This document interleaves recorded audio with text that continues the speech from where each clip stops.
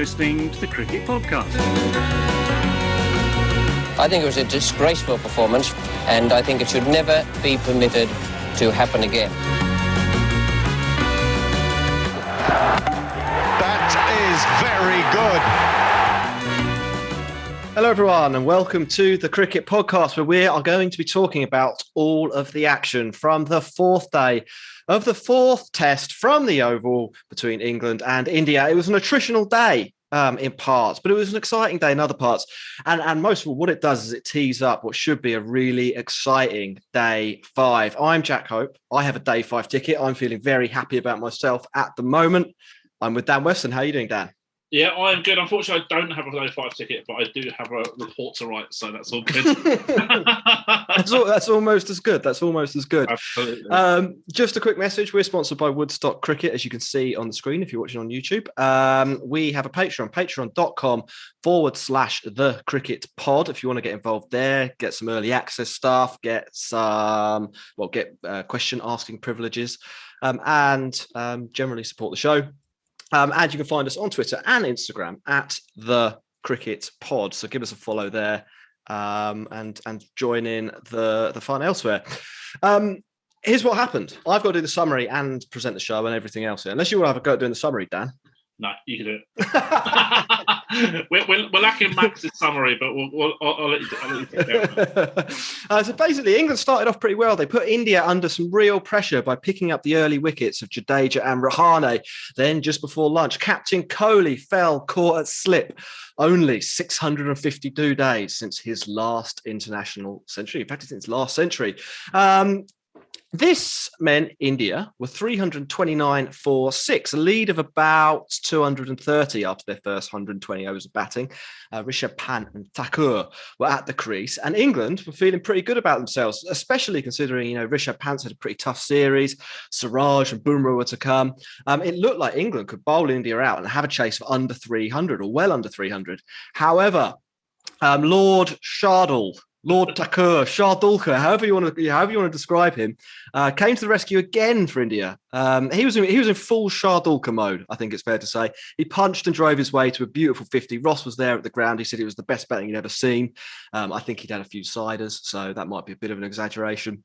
But they came out firing India, and they reversed the narrative from the morning. England were under all the pressure. Root was making mistakes. Moeen was leaking runs. Eventually, a labouring England were finally able to wrap up the Indian innings 20 minutes after tea, by which time elite all-rounder Jasprit Bumrah had helped himself to another 20-odd. This meant that India had set England a total of 368 to win. India would obviously need the 10 wickets, and we effectively had 4 sessions to play. A very, very well set up game on a pitch, which you could definitely bat on. I don't think that score's necessarily out of the question. I wasn't particularly optimistic at this point, though, and I tweeted that if India didn't win this, I'd eat my hat. So I'm feeling less confident about that prediction now, because Burns in the IPL as well recently. Ross had to eat. I had to eat a tube of toothpaste. I've got to stop making these bets. That was when Pollard hit that ridiculous 80 or something like that, completely one of the best knocks you'll ever see. Anyway, Burns and Hamid, they faultlessly negotiated their England's way to the end of play, batting out 2 hours and 20 minutes, putting on 75, leaving England needing 290-ish, 291. I've got the scorecard up right in front of me, to win across 90 overs tomorrow, a minimum of 90 overs, and India still needing 10 wickets. Now, Dan, I'm tempted to start at the end and basically ask whether England are going to win this, whether the Headingley narrative is on, whether it's going to be a miracle, the highest chase by an England team. But let's start at the beginning, because that's what we do on these recaps. And I think if we start at the beginning today, we probably need to talk about 3 Indian batters, and I think 2 of them in a little bit of detail.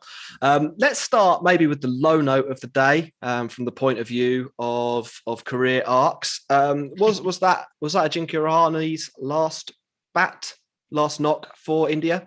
I think if you're looking at narratives, that's probably as good a narrative as anything, really. Being dropped down the order for Jadeja. and then getting a duck to add to 14 in the first innings, and not really a massive score of note in the series. I think that there's a reasonable case to be made that might actually happen. I wouldn't be surprised. We went through all the numbers for the Indian players. We've done this a couple of times after days this test, and we did it pre-test as well. Rahane's 2-year rolling average. So his average in the last, I think it's 16 tests India have played. He's played them all. I think is now sub 25, which is pretty poor for someone who should nominally be batting 5 for India. Somebody who's so low on confidence or so out of nick that they've actually promoted Jadeja above him. Now, Dan, that's another interesting one. Jadeja batting at 5. He has a pretty phenomenal batting average overall in that same window of time we're talking about with Rahane. I think in excess of 40. I'm not sure I like it though. I think he's a little bit one-dimensional as a batter, and I'm not sure he has the game to bat number 5. Where do you stand on that? Well, I think that because only him and Pant are left-handers in the India lineup, I think that maybe they wanted to try and get a left-hander in a bit earlier. Maybe, I don't know, but we can talk about that. I think this is important to talk about at some stage. A little bit later is that the left-right hand split for teams and how that influences potential spin selection for this series. I think that's going to be with respect to Ashwin. But just on that point on the left hand, right hand, lineup in red ball cricket, does it actually make that much of a difference? I know it does. So it's and specifically, how does it make a difference? Just because averages for the matchup are horrendous. Vice versa, unless you're an elite player. So there's only really a couple of players who are good against left and right handers as spinners in Test cricket. Guys like Ashwin, Jadeja a little bit back in the day. This last couple of years, he's kind of a bit more polarized. And Shakib Al Hassan probably pre-ban were those guys. But the vast majority. So, for example, Jack Leach, I can't remember from memory, but it averages I think it was like 25 odd against right-handers and about 55 against left-handers, for example. So there's a massive stark contrast for a lot of batters. And I've actually got some numbers for the 4 spinners or 3 spinners who are playing in this match, and then Ashwin as well, just to kind of reinforce that point. So from 2018 onwards, Jadeja averages 37 against left-handers and 25 against right-handers. So I mean, that as for a left-arm spinner, that's actually not disastrous. That discrepancy, it's not great, obviously, but it's not a disaster. But Ashwin averages 15.7 against left-handers and 28 against right-handers over the same time period. So Ashwin's he's almost like the perfect matchup defense bowler, if you like. That doesn't matter who's batting, he's gonna have your number a lot basically. In terms of what India are going for here by putting a left-hander in their top 5, why would that be better from a structure point of view than having 5 right-handed batters? Well, I mean, against England, who have 2 off spinners, it's probably not better. But I just think that coaches love and captains love left-right combos. Now, I think there's a massive shout for them in so many circumstances. But when your position's got two right-arm off spinners, it's probably not one of them. So if we look at Moeen Ali, for example, he averages, from 2018 onwards in tests, he averages 25.5 against left-handers, which is really good. And that's his specialist matchup. And 33 and a bit against right-handers, which actually is not bad at all either in terms of that discrepancy. We saw the reverse discrepancy bigger for Jadeja than it is for Mo. Joe Root averages 40 odd against left-handers and 46 against right-handers. Now, that's not great, but it's actually not a million miles different to someone like Bess or something like that as well. Yeah. Especially when you get looking at the right-hander numbers. So my question is, if you've got Root as a left-hand matchup option, do you need another right-arm off-spinner in your team? That would be my big debate, particularly against a team who've got 9 right-handers. Yeah, I think we'll get on to that because I do think there are question marks around Moeen Ali's role in the team, to be honest. But if we go back to Jadeja as a number 5, my view is that he basically bats in 2 ways. He either defends or he attacks, and Yep. Better batters are able. They have more gears. There's not just two ways they play. When he bats 5, he just defends. So it doesn't really score many runs, and eventually somebody gets him out because he isn't actually an elite batter. When he bats lower down the order, it gets a lot of not outs. He can attack. There's a reason he only has 1 ton, because he bats with the tail a lot and he picks up those not outs. And I think that's just a better role for him. The third Indian player to be dismissed this morning was Kohli. He's another one with a reasonably poor last couple of years' work behind him. You never mentioned it before. Yeah, is he just bad now, Dan? Is he officially bad? I mean, where does he stand in the world rankings from a test point of view? I definitely wouldn't write him off. I definitely wouldn't consider him bad. I still think he's very good. I think the GOAT debate now is maybe less clear cut in terms of Test cricket. Well, not GOAT, but GOAT of his generation. Perhaps we would say would be fair enough. I would take Root over him if I was doing a World 11 right now, but I'm not sure I'd take that many other players over him. Fair enough. So that moves us on to the afternoon with those wickets. We should say Woakes bowled pretty well. He looked a threat the whole way through the day. And I think we'll maybe get on to Woakes a little bit later on as well. In the afternoon, things did start to unravel a bit for England. We saw one of those spells, and I think we've talked about it before, Dan, where Root sort of loses control of the game a little bit. Thakur and Pant came out after lunch, and I think scored at about 4.5 and over for an hour. They just plundered Moeen Ali and made it difficult for England's other bowlers. Root eventually went back to Anderson and Robinson, but by then the damage was almost done, and then he bowled them into the ground, and then they started leaking runs as well. Not the best passage of play from an England point of view, and it looked like it had really wrestled the game into India's hands at that point. I think that maybe now we're looking at the 4th match of the series as well, and these bowlers have bowled a lot of overs, Anderson and Robinson, over the course of this series so far. I think that maybe you're looking at the miles in the legs as well. We spoke about that before when we talked about that Sibley debate on a previous pod, I think, about them putting the miles into the opposition legs, and this series has had quite quick turnarounds as well. So it's easy to see how bowlers are going to get fatigued as the series goes on and the innings goes on, especially innings lasting 150 overs. When Thakur came in, it was 110 overs that he came in on, so they're already going to be pretty tired.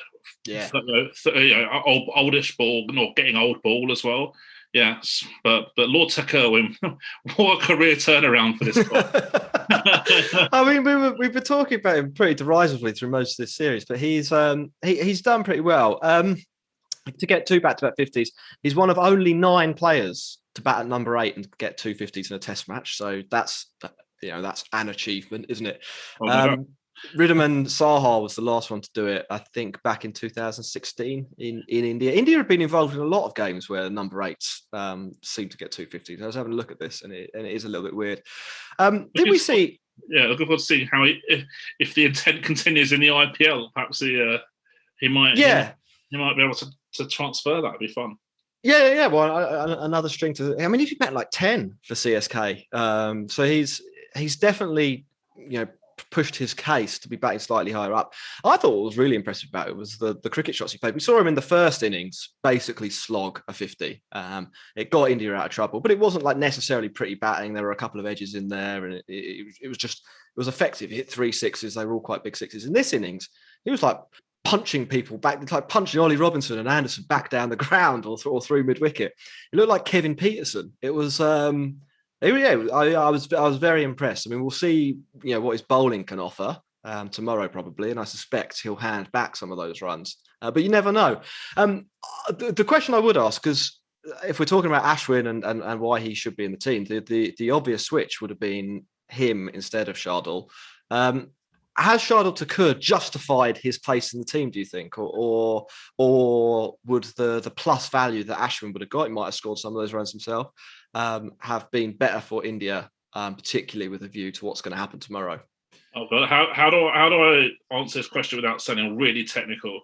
Okay, okay. So I think last time I was on with you, actually, we talked about probability distribution curves of players batting, and how the better you are, the more your curve will push to the right more, where your lower outcomes are the worst outcomes are less likely, and your higher outcomes are more likely. And I think that you can't. What I think the biggest mistake is, and I think, and I don't just see supporters do this. I see coaches do this, and I see captains do this, and I see commentators do this as well. Is that they see, all right, Thakur scored 57 and he scored 60, and that's 117. And if he didn't score those runs, England would be chasing way less. Okay, well, it doesn't really work like that, because one, we don't know how many Ashwin would have got, and we got a ton. Exactly. Yeah, England could be chasing 450 by now. But what we have to do is, as long as you pick the right player based on those pre-match probability distribution curves, that's all that matters. Just because he got a 50 and a 50 and a 60 in this match doesn't mean to say that he was likely to get it before it started. For all we know, that was in like the top 10% of his distributions for both innings. So probably sub 1% chance kind of thing. Does that make sense? Yeah, it makes sense to me. I mean, hopefully other people followed along. I mean, my question to sort of follow up on that would be, off the top of your head, would you have had Ashwin in based on that logic? Yeah. Because also he's got experience bowling at the Oval as well. And England have 4 left-handers, and he's got an unbelievable record against left-handers, and he's got a very good record against right-handers as well. And this kind of, I think you put on Twitter before, there was a conversation in one of the questions that you asked about was about whether this pitch has ever been seen in England before, and you said not since 2007 or something like that. But actually, I've got first-hand experience of this pitch this season, because Leicester went there, and it started as a road and it ended as a motorway, basically. Like it just got flatter and flatter and flatter. I did see that scorecard. What was it? It was like Surrey scored 600 for 8 and 670 or something. Yeah, it was. Leicestershire were 400. I've got 400 and a 200. It was 200 and something for 3, like with under scoreboard pressure, no chance of ever winning the game. Yeah, and yeah, I mean, it was really, really hard going for the bowlers in that game. And I think when you have a potential road, which I think the Oval is renowned for a little bit, is that you probably want a magician in your team. For all of his good work in this match, I'm not sure Shardul Thakur is a magician, but Ashwin probably is. I don't know if you saw in the sort of, it must be about half an hour to go of the game, he was sitting in the stands on his own with his earpiece in, listening to the commentary, and looked thoroughly fed up. Well, and because I thought, this guy is a potential game changer. Because they were out of coaches as well. He was like had the dog thrower out. Ross was on the India side of the warm up, and you sent a photo through. He actually was there, like lobbing balls at the batters. This is Ravi Ashwin with 400 and something wickets in Test wickets, on track to probably be India's top wicket taker of all time, and they've got him with the dog thrower. And also, if it's not going well for him, you've got the chance of a mancad as well. So that is true. He's got there's multiple strings to his bow. Just a reminder for people watching live: hit like, hit subscribe. Do join us for other post-match shows. It will be Ross and Max tomorrow, wrapping up what should be a thrilling day 5. Let's move on. Actually, I don't think I asked you that right there. Actually, just to go back to this, Ross was doing his nut earlier in the day about Joe Root's captaincy. Asking where Anderson, that's not like Ross. I'm wondering where Anderson and Root were straight after lunch, and why the game drifted away from England. Did you think he did anything massively wrong, or was this just a massively flat pitch and somebody had to bowl in the afternoon and they were probably going to get hit? Yeah, a bit of both, I think, probably. But it's an interesting one, because I actually wrote an article about captaincy, among other things, on my Substack today. Yeah, I read that. It's good. Yeah, so danweston.substack.com if anyone's interested. And basically, look, I don't look at captains as being tactical geniuses 90% of the time. I look at them. There's probably 5% who are really good and 5% who are really bad, and the others are like in a very tight gap, 90% in the middle somewhere. And I think a lot is kind of a lot of importance is placed on the art of captaincy, which actually doesn't exist. And again, it's that sort of false narrative that you see a lot from commentators and stuff like that. I don't think Root's a great captain. I don't think he's a really bad captain. I think he's just an average captain. Yeah, just doing a job with the bowlers he's got, basically. Well, it's like I said in the article as well. It's most of the time it's just a senior player who ends up getting a job. Yeah. Yeah, it's just the bloke who's definitely going to be in the team. Exactly. The other thing that happened this afternoon was Rishabh Pant finally scored some runs. I don't know how much of you or I don't know what your thoughts on it were, Dan. Did he change his approach? I mean, he didn't charge down the wicket until he was actually in this time, or again, is it, the very movable force has finally found a fairly placid surface on which to bat. I didn't see all of the afternoon session because unfortunately I had a Leicester game on at some point as well. We did all right actually today. So it was, in a day of for bowlers in the county championship, we were the one outlier, which was pretty nice after we were 20 for 6 last week. So that was a positive. But what we have to remember with Pant, and I think that we can equate this to Ollie Pope as well, is that these guys are potential generation talents, and you give them as much time as you possibly can to reinforce their position in the team.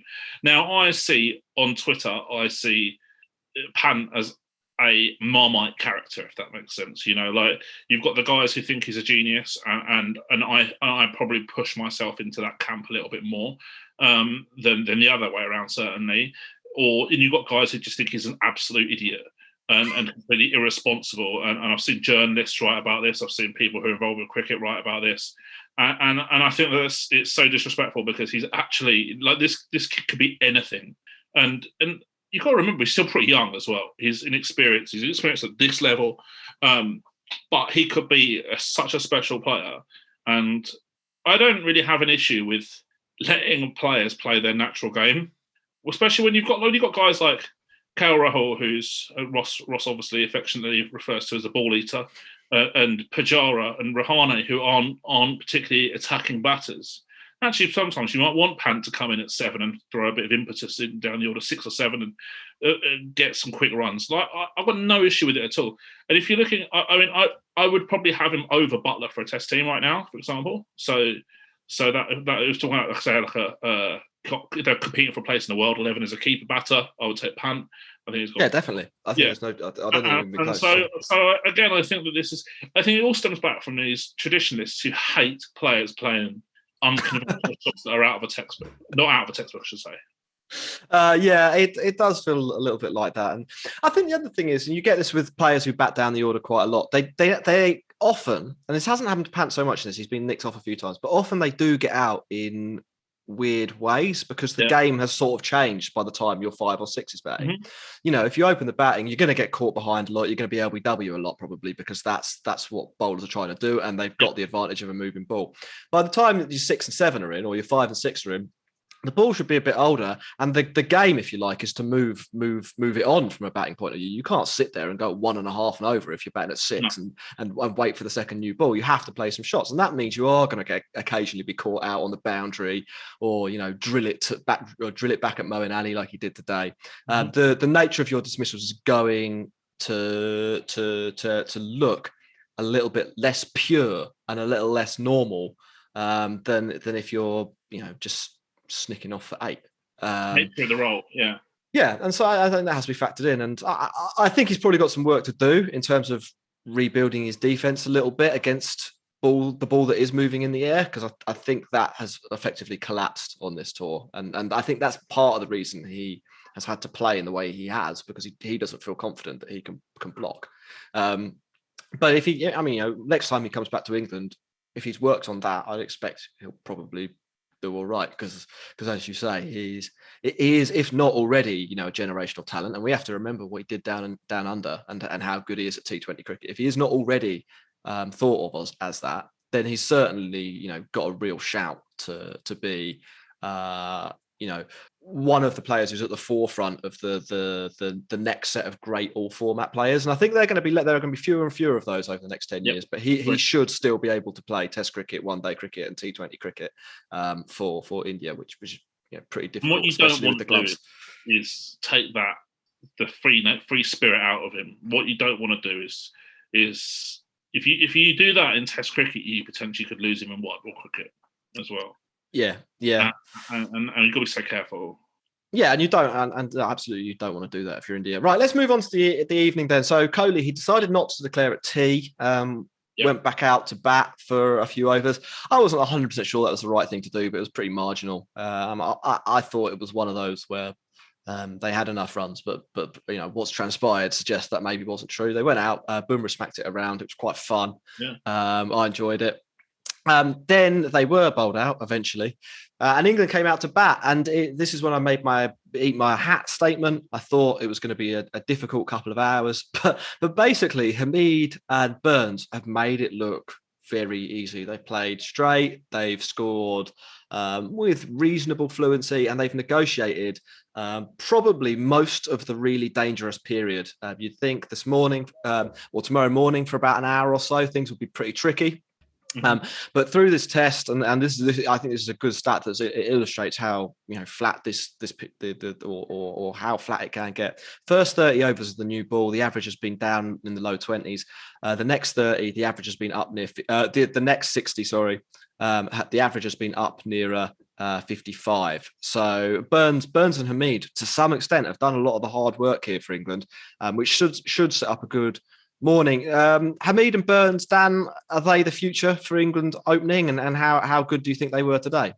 I don't know about the future, but I was impressed with today.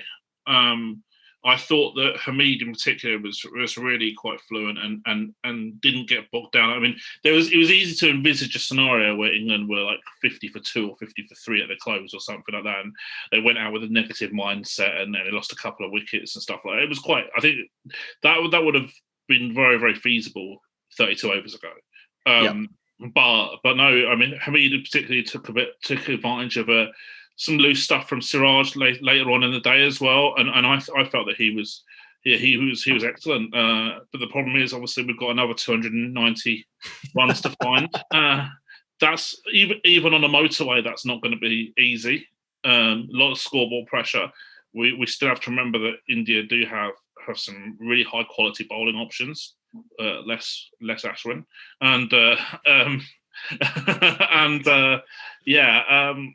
think that it's in the balance right now. I would probably still rather have the runs on the board. Yeah. And it'll be interesting to see England's approach if they lose like 2 or 3 early wickets tomorrow, say by 12:30 or something like that, because do they try and shut up shop? Do they still try and chase it down? They need like ballpark 3 and over, or just a bit more than 3 and over, or whatever it is at the moment. So yeah, it's low. It's like 3.1, 3.2. Yeah. So, but then if you slow down, if you lose a couple of wickets, soon enough that to 4, and keeping that tempo up is the only way that they're going to win the game. And even if they leave themselves like say 120 to get off the final session, they're still well in the game. But it's all about tomorrow morning en route. We've had, so there's some predictions in the chat here about what's going to happen. Some pretty pessimistic Indian fans. There's some guy called Shubham who thinks that Thakur is going to take a 5-er. And what people want to know, though, Dan, is what's Danviz saying? What are the percentages going into day 5 here? Okay, so we've got. Whoa, that's a good question. I'm actually quite optimistic. I'm sure the Indian listeners are going to be delighted with this. I'm going for about 50% England. Sorry, 50% India, I should say. 40% England, 10% draw. 50%? Really? You think the draw's that out of it? Yeah. Wow. Because the only way you need 3 and over, but this is have some guys down the order who can hit as well. So Bairstow and Ali if they need to score quickly, they can do so. So I think the draws, unless it somehow we've got some invisible pixels on the radar tomorrow. I don't see the draw happening already, to be honest with you. Oh wow! I thought the draw, to be honest, is much more likely. I'd have the draw somewhere, 40. India probably 35, and England get the other 25. So we're agreeing on the India slight favourites if the draw is not won. Yeah. Yeah, no, I think that it'll take 2 wickets early for England to effectively be like, we can't chase this. They're quite a bad batting lineup. They're quite they know it, and they're quite nervous about that. And they've got a bit more depth at this game with Wokes in the team as well. I mean, that's for sure. That's definitely true. I still don't think they'll have the bottle to do it unless Burns and Hamid bat for an hour and a half in the morning. If they get through that spell, then I think they'll have 35, 40 overs with an old ball in the afternoon, potentially, and Joe Root to come and Bairstow to come, and even Milan. Let's be honest, it's set up pretty well for the kind of player that David Milan is, and a T20 anchor basically. He could contribute, and then as you say, they do have that insurance policy of Moeen at 7 and Overton at 9 and Wokes at 8 and even Robinson at 10. Robinson's a pretty good number 10. The only person who literally can't bat is Anderson. So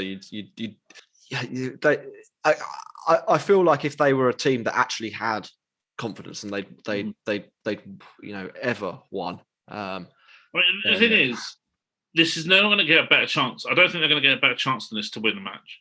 And I want to make a point here as well that this match is potentially career defining for Silverwood and Root. And okay, so here's the thing, right? You lose to India at home in a 5-match series, and then you go to Australia where you're going to be massive underdogs to win, right? I don't think anyone can dispute the fact that Australia, even though they really struggled in some of the T20 series and stuff recently, and they've got maybe some internal unrest and stuff, I don't think anyone can dispute that Australia are going to be massive favourites at home in the Ashes against England, right? Yeah, huge favourites. And I don't see a coach and a captain surviving a home loss to India and an away loss to Australia. So this match is huge. This match is this tomorrow is potentially a career defining for those two people. Yeah, and I think there's a few others in there as well. I mean, Johnny Bairstow's never quite lived up to the hype. Imagine if he got 70 off 100 balls tomorrow in an England win. That's his place in the team for a year, like literally a year. It will be a year before. But that's how it will be. Yeah. The Butler will retire. Because they won't give the gloves back to him, so it'll be an open run for him until he wants it, or until he wants to call it a day. And you're right, it shouldn't be. But there's the way that selection works in this England team is very, very much picking and choosing which performances count and which performances don't. And anybody who scores runs tomorrow, that they will be they'll count at least double. I mean, it's who got first inning runs for England. It's Ollie Pope's 80 will be worth a fifth of any runs anyone scores tomorrow. I mean, do talk about Ollie Pope. Ollie Pope will probably fancy it on a pitch he'll know flat as anything. I might have said about 100,000 tweets about him averaging 90 or 90 something.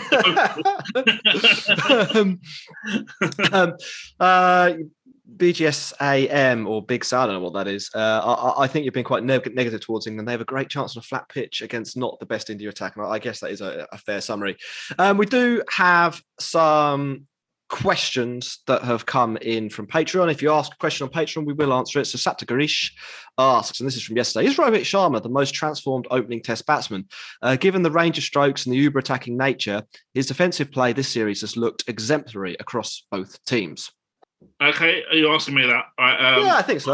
I'm impressed with Rohit in this series. I don't see him as an elite opener, but I see him as a very good opener in Test cricket. And it's an interesting one because if you look at his numbers in the IPL, they've actually declined a little bit over the last few years. So I'm wondering maybe if there's a bit of a trade-off from one format to the other. He's got a little bit less intent in T20, and maybe that's stood him in better stead for the Test series. But I think he's a very good player. Yeah, I've been so impressed with him. I think he's been India's batter of the series, and Bumrah's been so good with the ball. It's hard to say he's been their player of the series, but he'd certainly be in a conversation with two men's names in, I think. Unless Shardulkar pulls it off again. I mean, obviously.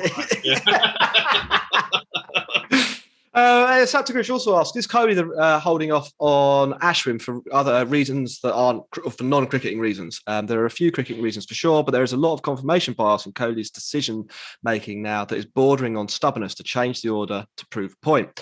Sure, people may point to Thakur's heroics with the bat, but he's a very pedestrian bowler, and you can't be a world beater, in Kohli's own words, if you don't have the capacity to take 20 wickets. I cannot believe that Ashwin does not merit a place in this kind of situation. I think you basically answered your own question there, to be honest. Yeah. I think there's definitely some other stuff going on there. I sort of wonder with Kohli, like at the moment, the two greats, the two great players, maybe three great players of this generation for India are going to be Kohli, they're going to be Ashwin, and Rohit Sharma might be nudging his way into that. But I think across all formats, he's not quite as good as the other two, and you're potentially looking at someone who'll be the top Indian wicket taker. I don't know if Kohli will overhaul Tendulkar, but he might get pretty close. And I do wonder whether the dressing room isn't quite big enough for the both of them. Sometimes I don't know, Dan. Obviously you've been in dressing rooms. Do you ever get that dynamic where you don't have to name names, whereby somebody is a bit of a big dog and they don't like other big dogs in their territory? It's an interesting one. I think the secret cricketer wrote about this actually in his book. Sorry, Dan, I lost you temporarily, and I'm about to run out of battery, so I'm going to be back in 2 seconds. But if you could repeat that'd be great. And I'm just going to get my charger. The secret cricketer, who I think I know who it is, but I won't say it, obviously. He talks about that. He's an English county cricketer, I think retired, who just describes life on the county circuit, basically. And he said that there are players who are really quite envious of teammates' success, and will go as far as to not celebrate a teammate getting 100 or something like that. but pretty much what Jack just said. But from my perspective, having been in dressing rooms, I haven't seen it. I'll be really honest with you. Actually, everyone, when I was at Phoenix in the summer, everyone. If someone done well, everyone was delighted for them. Like there was never any rivalry in that respect at all. But we had a good group of guys, so I don't know if that was the norm or not. But I've never experienced that myself. I mean that's a pretty illuminating answer. I think I haven't got anything to add. I've not been in a dressing room. VJ also on Patreon, patreon.com/thecricketpod. Looking forward to the end of the day review. Well, here it is. At the moment, I've got a question about Jadeja. It's in discussion that the promotion was a bad idea with consequences for Rahani's confidence. He believes that Jadeja did a good job the night before. Otherwise, the game could have turned on its head already. Do you have anything to add on that, Dan? I mean, I've already said I don't really like the promotion. Do you think it did undermine Rahane a little bit? A bit, yeah. I'm not a massive buyer of it. It's an interesting one because in Test cricket, I think that the fixed batting orders are generally a lot more of a thing. In T20, like it's completely different. Like just you pick your openers and then you go from there, pretty much. In my opinion.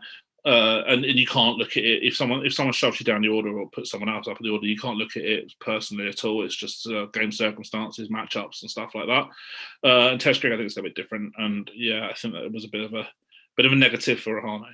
Yeah, and then finally from BJ as well, do you actually think England will go for the chase, he asks, or will they go back to the Dom Sibley line of attack? I think that they will at least think about it. I'd like to think so. I mean, what could be a worse advert for Test cricket than going in tomorrow and needing 3 and a bit and over and blocking for 90 overs? I mean, if you ever want to turn people off Test cricket, it will be to do that. If you do that, then I mean, I'd be pretty disappointed. You'd have wasted your money on a day 5 ticket anyway. Well, it's only 20 quid, and I thought that I'd be seeing like 4 or 5 overs a day ago, or something like that. But it is a good investment. Yeah, maybe I should flog them on. I've got 4 tickets, £500 each. If anyone wants them, put it in the chat, and we'll talk. Just a quick message. We had a lot of questions on Twitter. So Daniel, Akash, RR, Kishore, Raghu, Vin, AMR. I've tried to work everything into what we were the questions as we sort of went through. So I don't think there's anything there. How the weather going to be tomorrow? We've been asked that in the chat. It's going to be 27 degrees and sunny. And I think that's more or less it. Dan, is there anything else you wanted to touch upon? I know you wanted to say you're a fan of Chris Wokes. Do you want to go on record and double down on that? I mean, how on earth this guy isn't the first name on the team sheet in England, I will never know. Like his record in English conditions is like insanely good. I think it's like high 30s with the bat and low 20s with the ball. I mean, like how many players in world cricket can do that? And it just blows my mind that he's not like an automatic pick in English conditions. I think, and we've seen sort of why. Even when the ball hasn't been moving around, he's been able to force breakthroughs or keep it tight at least. The only person in the whole test who's given him any trouble with the bat is Shardulka. And if that isn't an indication that you're doing something right, I don't know what is. A final reminder to everyone listening and watching: hit subscribe, hit follow, hit like if you're on YouTube, leave us a comment if you're coming to this afterwards. We're going to wrap it up now. Dan, do you want to let people know where they can find you? I know you got another, you mentioned your Substack. To repeat that for people? Yeah, sure. danweston.substack.com, and you can follow me on Twitter at SAAdvantage. All good. I'm just that's it. All right. At the Cricket Pod on Twitter and Instagram. We'll be back tomorrow to recap day 5, talk about England's decision to block out. This is why I think the draw's on, because I think any pressure, England will start blocking out, and I think it'll be very difficult for India to blast them out, because I think the pitch is too slow and too straight. But I think England just, they know how bad they are, and that's a good thing, probably, isn't it? It's always good to be self-aware. Cheerio, everyone. Thanks very much for watching and listening.